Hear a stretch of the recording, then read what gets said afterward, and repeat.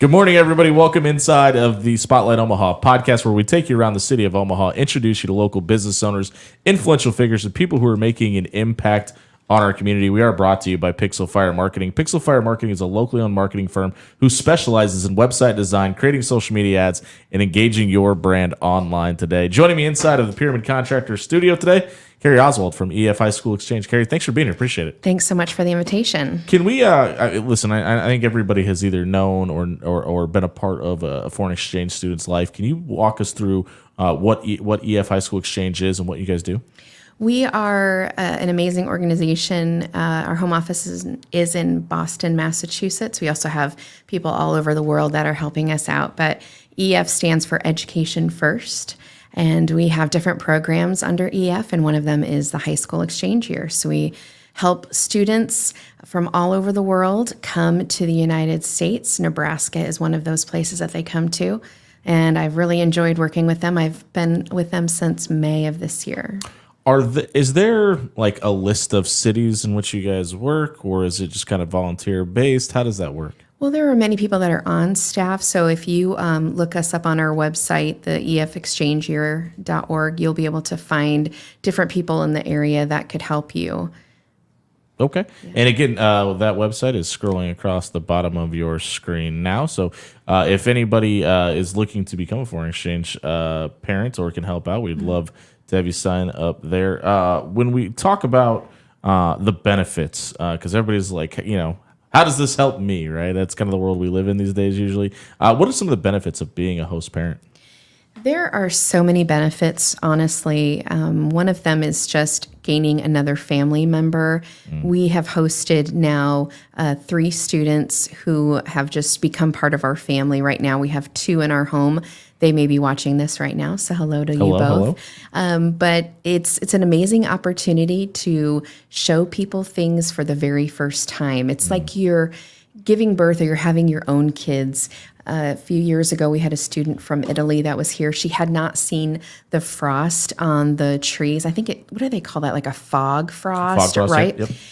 She was just astounded. And then another time I took her through a Wendy's drive-through, and she had never had a drive-through meal in a car. So the things that we might take, not be that bad of a thing. Right. The things that we take for granted, they are just super appreciative of. And so it's really fun to connect them to the community, but also just love them and have them in our homes. Do you have a favorite? That might be it. Do you have a favorite story of somebody that you've been able to help that, their first time coming to the United States or being able to benefit from this company and what you guys are doing? Well, right now we're hosting 2 students, Amelie and Noah, and both of them are amazing young people. We've been able to connect with both of them before they even came to the U.S. I have a couple of videos on my Facebook, and I know I've sent them to you as well, but of them arriving in the U.S. And this time was so different than any other, where both of them actually ran to us, and Amelie was crying, and it meant so much because we knew we were going to help change the life of a student forever. What does that look like when you're having the conversation before they get here? Because I'm sure, obviously you want to meet this person and make sure it's a good fit for your home, that you're a good fit for them, et cetera, et cetera. What does it look like when we're leading up to getting a student to come over to the United States? Something that's really neat about EF is they actually can give you some questions to ask them. So besides the typical, what's your favorite color, what's your favorite food, Sure. We can talk about what rules they have in their country or in their home and have those honest conversations. It helps you really bond with the student, thinking about getting to know someone. What are those questions you want to ask them? What's their history like? Do they have a large family? Do they have a lot of siblings? There's so many opportunities to get to know them, and that creates that bond. So when those our 2 kids ran off the plane recently, there was that connection because we had that opportunity to talk. Locally here, and obviously you said, you guys placed foreign exchange students all over the country, but locally there's been the information that's come out that Epley is becoming an international airport. Does that make a difference? Because, obviously it's going to be kind of probably centralized around travel and destinations, but does it affect the way you guys are doing anything or help in any way? I don't know that it does because really our students come into the country and the first thing they do is actually go out to the New York, Philadelphia area. There's two ways that our students can come in. One is through something called the EF Welcome Week, Welcome Camp, Welcome Days. Anyways, they come in and they spend a few days there. They get a tour of New York. They get to do all kinds of things. Then there's a camp that they actually host as well, where the students stay longer in the U.S. for the first week. Then they come to their host families. But they get to go there and actually experience a pep rally. Wow. All of those things. So they're prepared when they come. But all of our students come from the New York, LaGuardia, JFK, so they all come in that way. Sure, yeah, there's obviously flights there all the time. Right. What is the farthest distance that one of your students have traveled to come to Nebraska? That's a great question. I don't know that I can tell you that, but I know we have students from Austria, Denmark, France, Germany, Italy, Japan, Netherlands, Norway, Slovakia, South Korea. I mean, they're all over. Anybody from Australia? Because I would assume that would probably be the farthest Not yet. distance. Yeah, not yet. When you go to EF's website, you get the ability to make a donation to help these students. But why is it important that the people making the donation get to choose or help choose which students get the opportunity? I think it's important just to be able to help an individual student that maybe you're drawn to, maybe a country that you're drawn to, even to host the family. Is we can help you find a certain student from a certain country. If you're looking, maybe they have a connection to a certain sport that you guys play. Sure. And so these students are paying from their own money or even fundraising in their countries, I'm not sure, but they're paying out of pocket to come here, which is so amazing because our host families don't have to pay a lot of money out of pocket. You would think that maybe you need to be rich or have a ton of money, but you actually don't. And so I love that, just to be able to have them choose a student that they want to donate towards and then get them over here to have an exchange experience. Yeah, and I guess that's maybe one of the most important questions also is how much financial responsibility is on the host parent once the student arrives? Yep. So we actually ask them to help provide their meals. So 2 meals a day. The student is responsible for their lunch meal. So if the student is going to bring their own lunch, then we would take care of that. But there is not a ton of financial responsibility on our host families. We want to make it as easy and affordable for them to do that. And so, yeah, they come with their own money. That's awesome. Yeah. The athletic standpoint of it is really interesting to me because obviously, you know what I do at night, but we talk to a ton of high school students, and obviously the dream is the next level, the next level, the next level, right? And when we talk about today's day and age of transfer portal and name, image, and likeness money and things like that, how many students would you say that, and obviously I'm not looking for an exact number, but just ballpark, are looking for the opportunity to continue their athletic career as well as their education? Yeah, that's a great question. And that is something we actually cannot help them with. I believe that is a state regulated, government regulated. We cannot place them with a coach who, let's say, we have a student that wants to play basketball. We can't place him in the home of a coach. Right. And that's a good point. I didn't think about that. Yep. So definitely, of course, we want them to continue on. Our son Noah is going to hopefully play basketball this year at his school, but it's something that we cannot cross over that boundary with, if that makes sense. That's a great point because, I mean, it kind of feels like those lines are being blurred on a daily basis in athletics these days, even at the high school level. So it's really good to hear that those parameters are being put in place. I think when we talk about foreign exchange students, I think everybody thinks about coming to the U.S., coming to the U.S., coming to the U.S. Have you guys helped American students possibly go to Germany or France or wherever they may want to go study at as well? Not the exchange, the EF high school exchange year. We don't do that part, but I believe that they send over students in the college years. Wow, okay. Yep, and so there's different programs under EF, so feel free to check out the website, and you can find all kinds of information on that. EF's an amazing organization, so we definitely help a lot of people get places. And we're catching up with Carey Oswald here of EF High School Exchange here on the Spotlight Omaha podcast, brought to you by Pixel Fire Marketing inside of the Pyramid Contractor Studio. What are some of the benefits that you see that are common in every student who comes to the U.S. and gets this opportunity when they leave? Is there some commonality of, hey, I got this experience and it helped me in life in this way?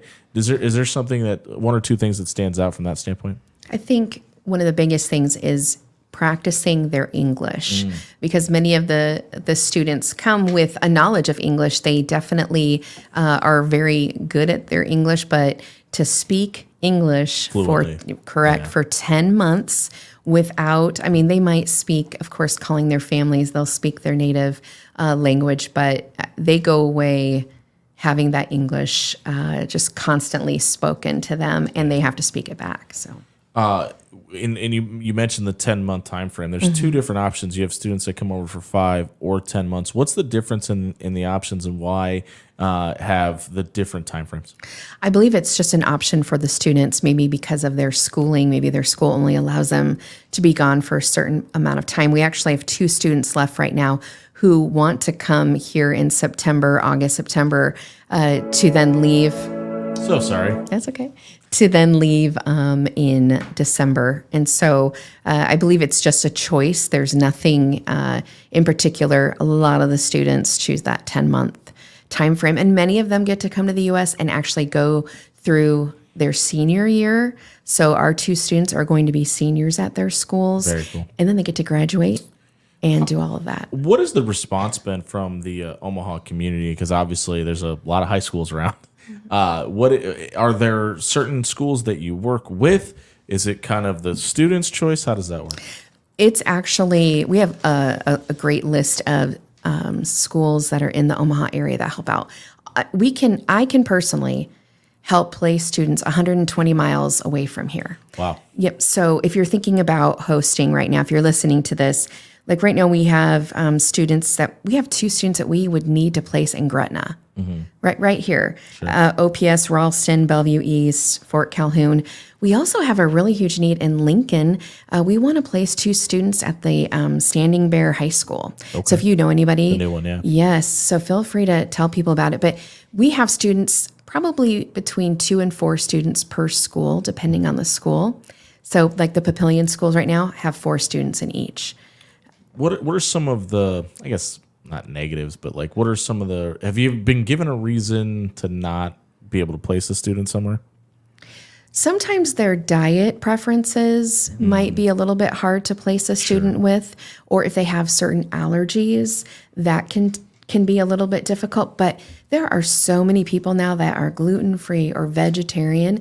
It's just getting them to hear about EF and what we're doing and why, for them to say, oh man, I can do this. It's really simple. Our families just need to be 25 years or older. They need to have a bed that doesn't move. For instance, no inflatable beds or, the pull-out beds. There's just several small things that they would need. You're going to let a kid in your house. They should probably have their own room. Correct. Background check. But really, it's not that hard of a process. And here I am this year hosting 2. My husband and I are hosting 2. And I'm really excited to see how that looks for us. Sure. If when a student arrives in the States, is it already lined up? They're going to this school and they're aware of it and they know what that school has to offer and things like that? Yeah, that's a good question. Yes. So depending on where the host family lives is the school that they'll go to. Sure. So I am going to be sending students to Papillion schools. But if we found someone that's in the Gretna area, can I explain why I'm asking? Yes, yeah. And this is just how my weird brain works, I guess. So I'm thinking, if a parent lives in Gretna, we obviously have the open transportation rule in Omaha now, and they can go to any school. If they're coming to the United States and they'd really like to get into acting or performing arts, and Omaha South obviously is a great magnet school, or if they want to be able to do technological things and they want to go to Millard North and use their facility, et cetera, do they have the option to do that? No, they don't. They do need to go to the school where their family is in. And so I know that sounds difficult because some of our students, they want to have a huge future, but really we're here Travel matters. Yeah. Yeah. And so we place them. So for instance, looking at many of their profiles, we can place them with families that have the same, maybe some of those same desires, or if they have a schooling that's technologically, that word, we can try and place them. Yeah. That's how that works. So. If we're talking about the benefits of being a host parent and what I think a lot of people, I mean, the economy's tough right now and everybody's looking for some sort of break. Is there a tax write-off or a benefit that from that point of being a host family?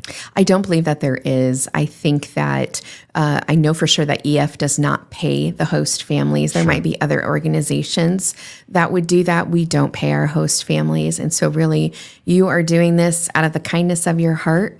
It's an amazing organization and the students really benefit a lot from it. So if there's one thing that the host family always says that, this was a blessing because what is that? It's a blessing because they have a new family member. So in our home, we had this thing on our wall, the number 5. That was the number of people in our family. And I just changed it to 10 because that's how many people we have in our family. And walk me through that because, I mean, I think anybody who has ever coached or adopted or been a foster parent, and if you're doing it for the right reasons, it's so hard to let go, right? Or let them move on, or even, I mean, obviously for your own kids too.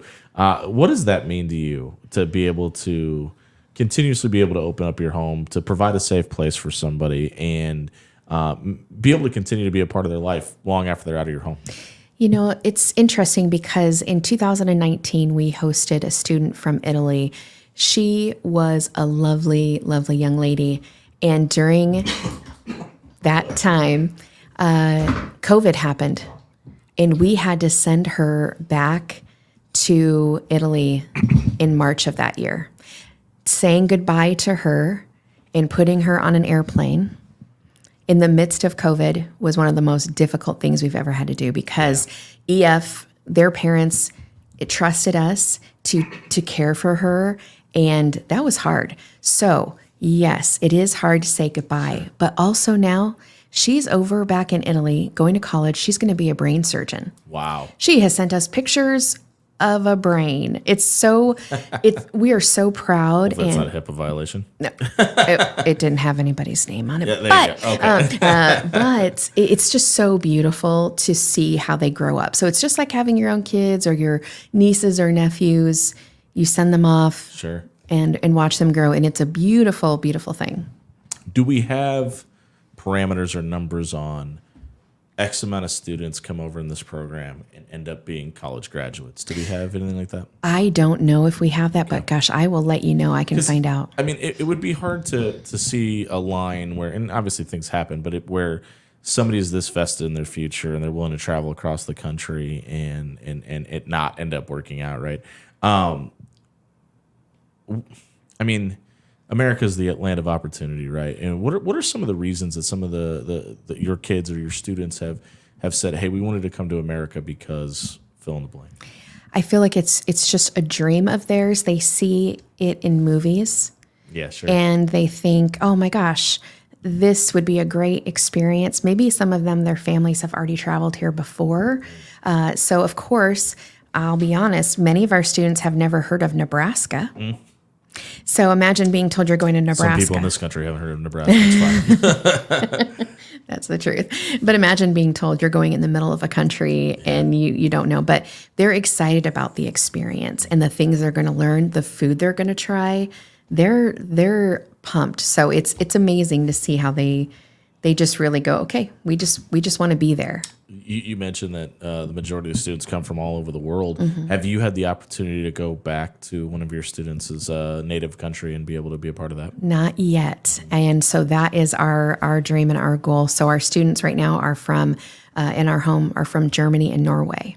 And so our other students from Italy. So we would love to take a trip back over there. Sure. Their parents, I know one of their parents are planning to come this year around Easter. Awesome. And they can do that. So something else I was going to mention too with our students and college, many of their schools, many of the countries that they're from actually pay for their college. Yeah, because college tuition's a little different. It is. Europe. It is. Yeah. So yes, I think they all go on somehow in some type of way. Many of them probably do go to college. And it's going to be different for every situation. If somebody is to come over here and their parents aren't able to communicate as often or whatever. How does that work, and how usually involved are their parents back home in the situation or the conversation that they're having with their ongoing education in America? Sure, that's a great question. So, being their host family, we have our own rules, right, in our home. Have to. And so we definitely receive the information from the natural parents saying, hey, this is what we do with our kids at night when they lock up their phones or whatever it is. But we talk with them. We use WhatsApp. Yeah, absolutely. Yep, that's how we communicate with them. If they don't speak English, we do try to use a little bit of Google Translate. Yeah. But there is some communication. Some of our students, we are great friends with their families, but also there are some that maybe they don't like to have that communication as much. And so we just know that they're here and we're going to do our job here, and our family have these rules. Yeah. And try to support them the best they can with their parents' rules. You know what I mean? So that's how it works. How much does religion play into what you guys have to do? Because obviously, there's multiple religions throughout the world, and some of them are a little more strict in their rules as well. How much does religion play into the conversations you're having before a student gets to America? So they have a questionnaire that they fill out, and they get to check on their if they go to church or what religion they are or their preference, and if they would be willing to go to a church with a host family. Yeah. We cannot require that. No, yeah. So we can say, hey, would you like to go? And if they say no, that's okay, no big deal. Sure. I don't know. I think really they say on their preferences. So yes, they would like to go to a church with a host family, or no. And so that's how that works. So really we can't, I don't want to say cross that boundary. We can ask them the question, do you want to go? But that's it. Yeah. And likewise, we can definitely support them, though, if they are a different religion than maybe your family. If they are, let's say, Catholic and they would like to find a Catholic church, we can definitely help them find a place to worship. But there's no, crossing that boundary. Yep. And again, we're catching up with Carey Oswald of EF High School Exchange here on the Spotlight Omaha podcast, brought to you by Pixel Fire Marketing inside of the Pyramid Contractor studio. And our TVs are being funny again today, so we appreciate technology. Carey, for you personally, do you find it hard to separate? I have to be a mom. I have to be a wife. I have to help run this business. I have to help these kids all across the world that are just trying to live their dream. Do you find it hard on a day-to-day basis to kind of separate the different parts of your life and different hats you wear? That's a question I have not been asked before.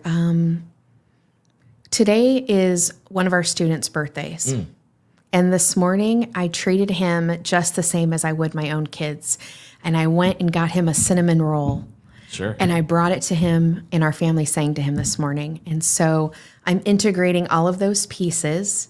I also know that there is a business aspect and knowing, hey, I want to help place other students in Nebraska, but yet for some beautiful reason, they all go together, if that makes sense. Yeah. It's just a great organization, and they all intertwine together.